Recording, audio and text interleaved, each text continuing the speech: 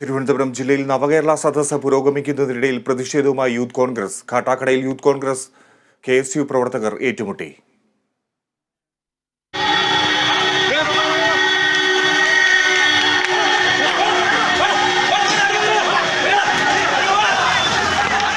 കാട്ടാക്കട കുളത്തുമലയിൽ മുഖ്യമന്ത്രിക്ക് നേരെ കരിങ്കൊടി കാണിച്ച യൂത്ത് കോൺഗ്രസ് പ്രവർത്തകരെ സംഘടിതമായാണ് ഡിവൈഎഫ്ഐ പ്രവർത്തകർ ക്രൂരമായി തല്ലിച്ചതച്ചത്. പോലീസിനെ നോക്കുകുത്തിയാക്കിയാണ് വടികൊണ്ടും ഹെൽമറ്റ് കൊണ്ടുമുള്ള ഡിവൈഎഫ്ഐ പ്രവർത്തകരുടെ മർദ്ദനം.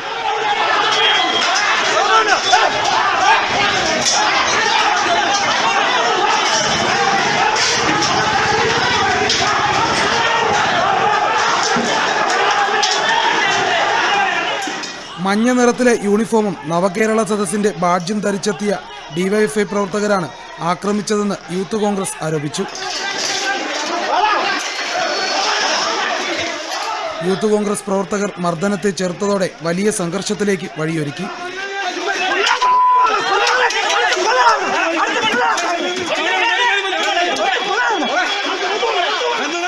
പ്രതിഷേധത്തിനിടെ യൂത്ത് കോൺഗ്രസ് പ്രവർത്തകൻ ആൻസലൻ ദാസിന്റെ കാലിൽ പരിക്കേറ്റു.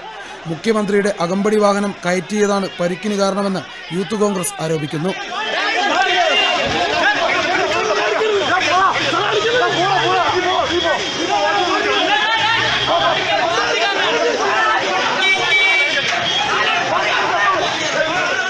കഴിഞ്ഞ ദിവസം രാത്രിയിൽ ആറ്റിങ്ങലിൽ മുഖ്യമന്ത്രിക്കെതിരെ പ്രതിഷേധിച്ച യൂത്ത് കോൺഗ്രസ് നേതാവിന്റെ വീടിന് നേരെ കല്ലേറുണ്ടായി. തൊട്ടുപിന്നാലെ ആറ്റിങ്ങൽ നഗരസഭ സ്റ്റാൻഡിംഗ് കമ്മിറ്റി ചെയർമാനും CPM നേതാവുമായ നിജാഹിന്റെ വീടിന് നേരെയും കല്ലേറുണ്ടായി.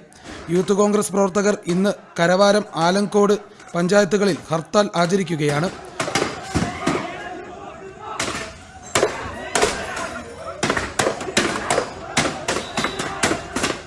Kerala vision news, Thiruvananthapuram.